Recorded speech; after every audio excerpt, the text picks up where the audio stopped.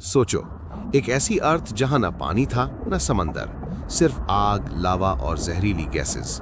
फिर ऐसा क्या हुआ कि आज हमारी प्लेनेट का 71% हिस्सा पानी से भरा है? समंदर अचानक नहीं बने, ये 1 करोड़ करोड़ सालों की कहानी है। और इस कहानी में वोल्केनो, स्पेस रॉक्स और नॉन स्टॉप बारिश शामिल है। आज हम स्टार्टिंग से लेकर मॉडर्न ओशंस तक का कंप्लीट सफर देखेंगे। तो हेलो दोस्तों, मेरा नाम है शुभम। क्वांटम क्रॉन में आप सभी का स्वागत है। चलिए शुरू करते हैं आज का इंटरेस्टिंग सफर। 4.5 बिलियन साल पहले अर्थ एक मोल्टन फायरबॉल थी।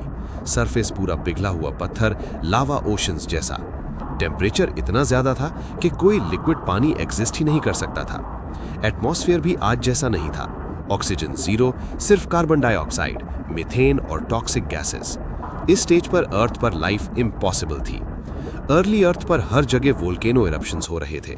इन वोल्केनोज से सिर्फ लावा नहीं बल्कि वाटर वेपर यानी भाप भी निकल रही थी। करोड़ों सालों तक इरप्शंस, एटमॉस्फेयर स्टीम से भर गया। आप कह सकते हो अर्थ का पहला वाटर सप्लाई सिस्टम वोल्केनो थे। ये स्टीम फ्यूचर ओशंस का रॉ मटेरियल थी। जैसे जैसे अर्थ ठंडी हुई, ये स्टीम कंडेंस होने लगी और फिर शुरू हुई हजारों सालों तक चलने वाली बारिश।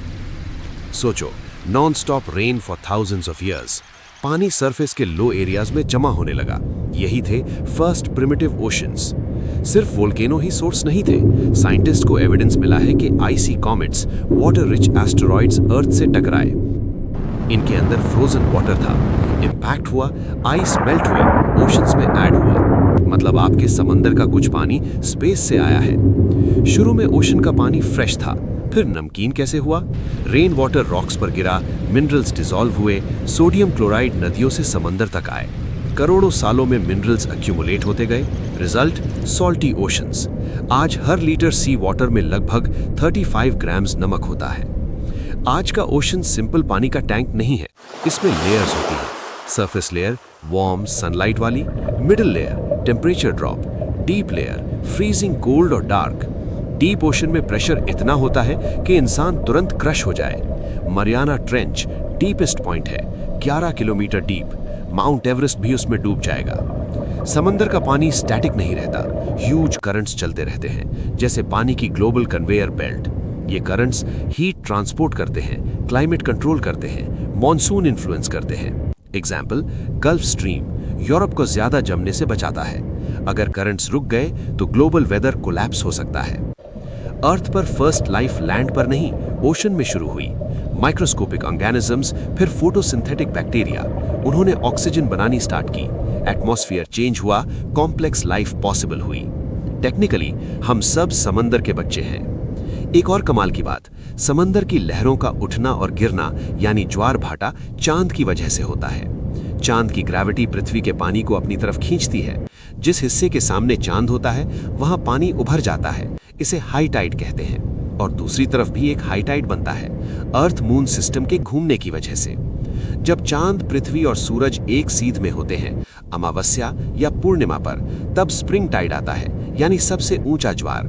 और जब चांद और सूरज 90 डिग्री पर होते हैं, तब नीप टाइड आता है, यानी कम ऊंचाई वाला ज्वार। मतलब अगर चांद ना होता तो आज के जैसे टाइड्स भी नहीं होते और कोस्टल लाइफ, मरीन इकोसिस्टम और नेविगेशन सब अलग होते। एक और इंटरेस्टिंग सवाल, समंदर के नाम किसने रखे? सबसे पुराने समय में लोग पूरे वर्ल्ड ओशन को अलग अलग नाम से बुलाते थे। एंशिएंट ग्रीक्स ने इसे ओशनिस कहा, जो उनके मिथोलॉजिकल टाइटन का नाम था। उनके हिसाब से पूरी दुनिया एक ही महासमंदर से घिरी हुई थी।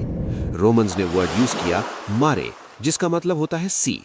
इंडिया के प्राचीन ग्रंथों में समंदर को समुद्र बोला गया, जिसका मीनिंग है जल का बड़ा संग्रह। बाद में जब एक्सप्लोरर्स ने दुनिया मैप करनी शुरू की, तब अलग अलग ओशंस के नाम पड़े। पैसिफिक ओशन का नाम एक्सप्लोरर मैगेलन ने दिया, क्योंकि उस वक्त समंदर शांत दिखा।